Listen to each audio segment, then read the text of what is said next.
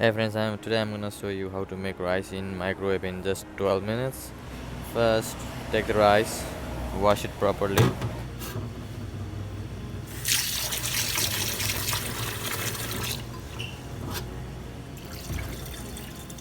wash it couple of times.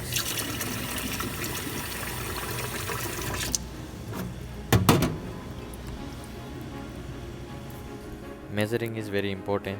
Make sure your water is up to the mark place.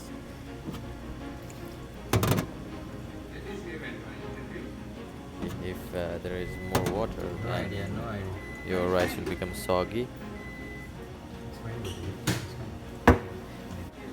The measurement can be perfected by trying it couple of No. times.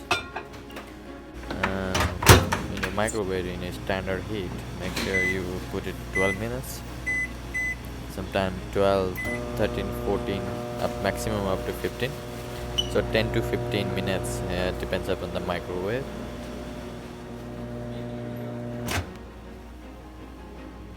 So you don't need to check it. I'm just showing it. In 12 minutes your rice is ready.